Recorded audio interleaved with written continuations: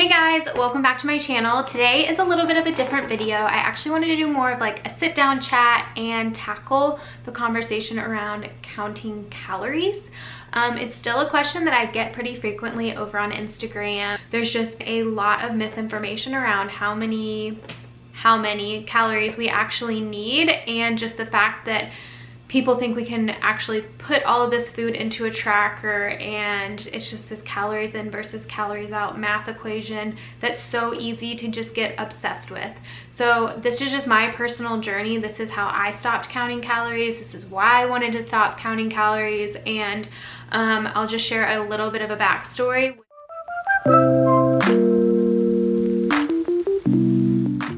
I went to school to become a dietitian, so I was taking all of these sports nutrition classes. I wanted to be a sports dietitian, and during that we actually had to track, like they wanted us to track for a week, like our macros and things like that. So being introduced to it in college, I got very obsessed with it. I do want to say counting calories for me was more of a control thing. It wasn't at all healthy. Like, I think it's fine if you want to be calorie conscious and you're interested and you look at a package and you think, okay, I just want to see how much fat, like protein, fiber, things like that are in here, and be knowledgeable. But it's when you become obsessive, like I was, to literally tracking the pretzel, like singular, that I would eat in a day. If I passed by something at the caf and grabbed it at the last second, like a grape, I felt like I had to track it, and that's when things are definitely getting unhealthy. So that's just a backstory. Sorry if that was a little long-winded, but I wanted to share some of the steps that I took to get out of this mindset, and I'm so much happier, and also just share why counting calories is stupid in the first place. So the first one might be a little cliche or cheesy, but it's so true, and that's just, you have to want it.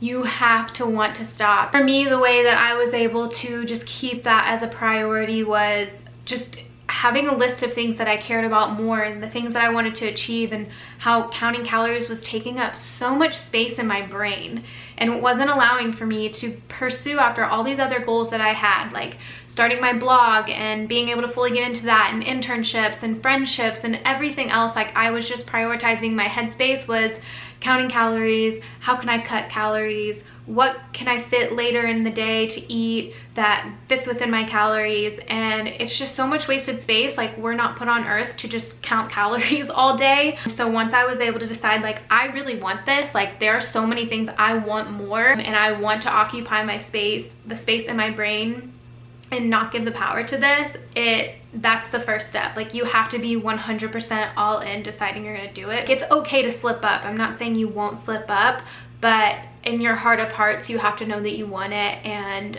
just like anything in life, once you decide that, it's gonna be a lot easier. So the second thing I did was deleting MyFitnessPal.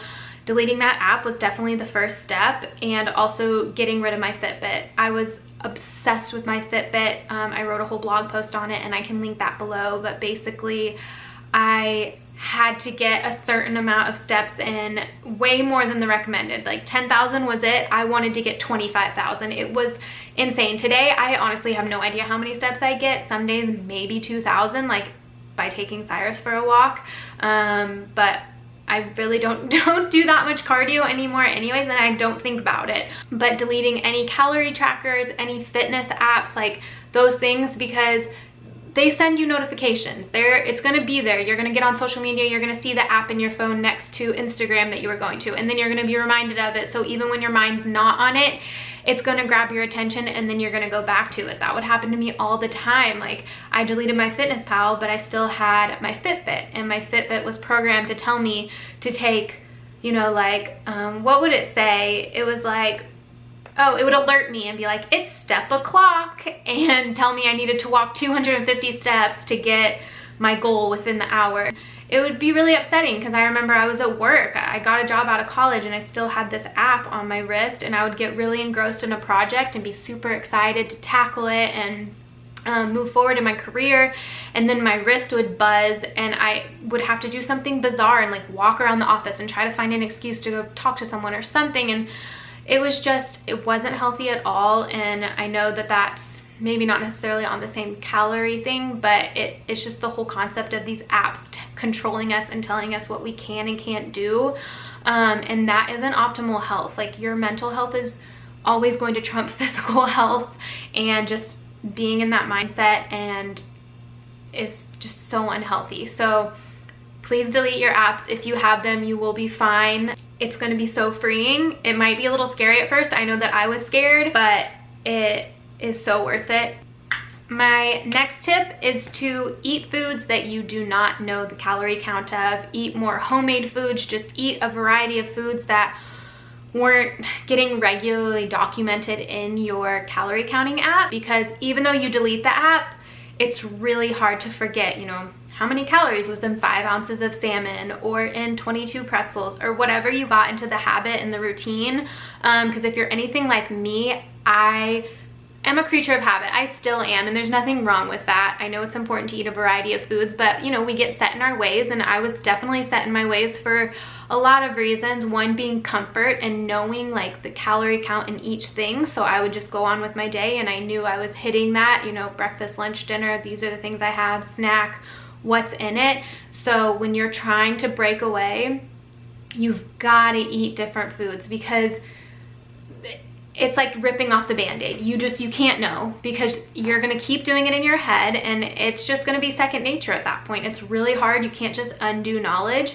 So I would just say, you know, try to have fun. A lot of the times, for me, again, personally, I can only speak for myself, but I was eating all these foods I deemed as safe, and I wasn't really eating the foods that I truly wanted out of fear that I would not make my calorie count or things like that. And so just have fun and like eat what you really want. Practice intuitive eating, you know, eat till you're full and stop when you're, you know, satisfied. And, you know, like go out to eat, like try to do things with friends. Like for me, I wouldn't go to any like outings with people. I was so terrified to eat in groups and with people, or Michael and I pretty much eat at the same places every time, and I would order the same thing every time because I had already, you know, put it in my app. I didn't want him to know that I was counting it, and for one, just not being present because my mind was so consumed with counting them, which is terrible. And another reason you should definitely, like we said before, just stop so you can be present and your mind can be where it needs to be. We're trying to have fun and let our bodies let us know when they're full, and not tell it when it's full. Like, okay, you've hit, you know, you're at 1500 after lunch, we're good to go. No, you just gotta have fun and be free and let your body get back to its natural place of letting you know when it's full.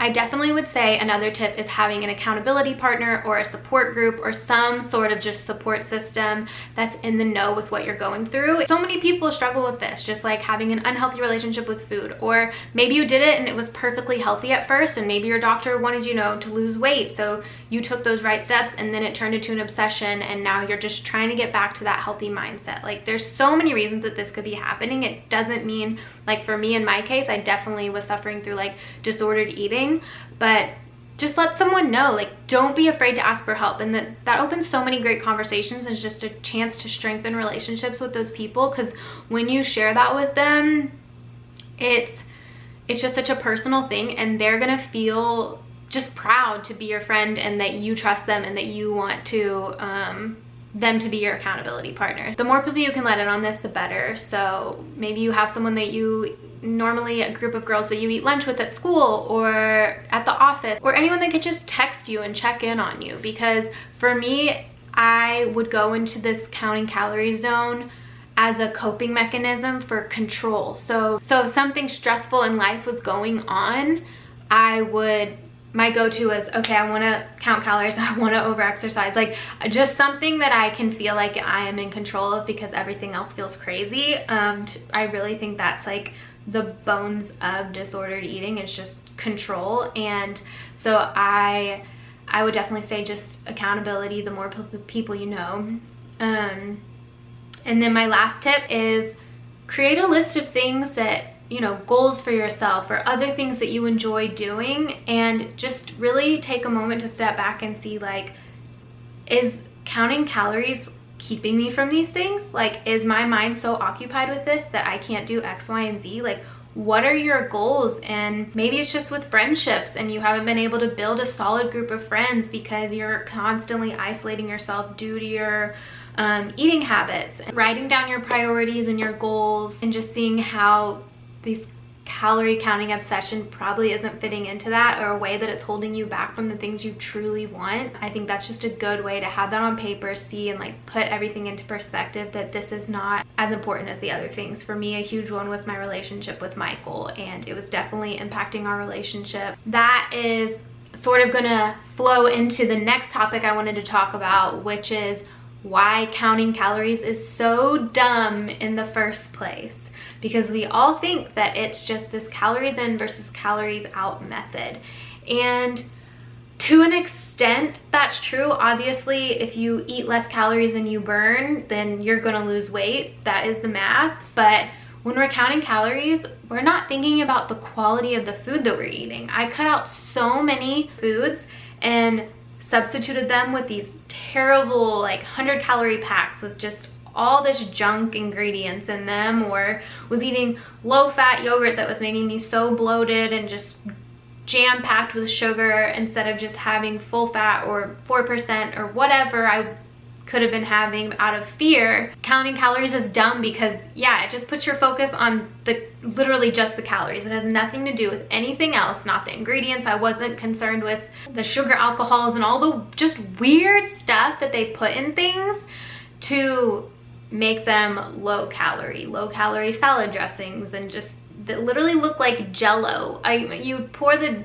light Italian dressings and things out, and it just looked like gelatin was poured all over your salad. And I don't know, that's like another tangent. Another reason counting calories is stupid is just the calorie count on nutrition labels is so inaccurate. The FDA allows a 20% margin of error on all of their labels. So what you're looking at could be 20 calories too high, 20 calories lower. I mean, so if you're just banking on that, then you could feel starving at the end of the day and think, I've reached all my calories, and really, one, you probably haven't got the proper nutrients because you're just looking at calories, and second, you could be way under because everything was 20% marked higher than it really was. I would be more concerned with so many other things before I would calories, and I'm just glad that I'm at that place today because it's exhausting. It is so exhausting to constantly be counting and wondering, am I at the right limit and did I go over? And then feeling like the next day if you went over, you had to even it out and eat like 300 less than you ate the day, even though maybe you were more active. It's such a mind game that is unnecessary and unneeded. And the last thing I want to say about why counting calories is stupid is really just the harm in the restrictive behavior that it can cause. So like I said before, I had so many foods that I had deemed off limits. So many times we would go out to eat and I wouldn't order certain things because I knew something else was less calories. And again, it just had nothing to do with the quality of the food, my mental hunger, what I was actually craving, but rather just would it fit into my calories. So it was ruining experiences and just causing so much restrictive behavior. And that, I think, was just what really started my horrible relationship with food, because I now focus on whole food ingredients. I just like, I of course look at the labels and I still want to be able to understand the ingredients in the food, but it's nowhere near as I don't know, I'm not having an anxiety attack over it. If I'm going to a wedding, like I went to a wedding this weekend, I had no idea how many calories I ate. I ate a piece of peanut butter pie and some of the wedding cake, mac and cheese, shrimp and grits, like so much great Southern food. And honestly, I haven't thought about it till right now as I'm talking to you. And I didn't work out that next day at all because we were in the car for 5.5 hours and everything is perfectly fine. You gotta learn to have a healthy relationship with food through enjoying food and not looking at it as a math equation, but just as an experience and a way to have fellowship with friends. And I love food and I don't want to have to create a list of what I can and cannot eat based on the amount of calories in it. That's an inaccurate number. It doesn't tell me anything, and we're just all so individually made. Nothing with nutrition and health and just in life is like a one size fits all. So I hope this video can help you guys, and if you are struggling with this, like, you're not alone at all. I went through it for forever. I remember fearing that I would never get out of it, and I was so scared that I was just trapped in my mind with this mental game. But I really want you to just focus on getting 1% better. That's always been my motto, is getting 1% better every single day. And that could look like buying a new creamer to put in your coffee the next morning, or maybe going out to lunch with a friend and ordering a different salad dressing than you normally would. You have to go at your own pace, but don't think that it's going to change overnight, and just really try to get 1% better every single day. If you like this kind of sit down chat and you want to hear more things like this, give this video a thumbs up, hit subscribe, and let me know in the comments, and I look forward to talking to y'all soon.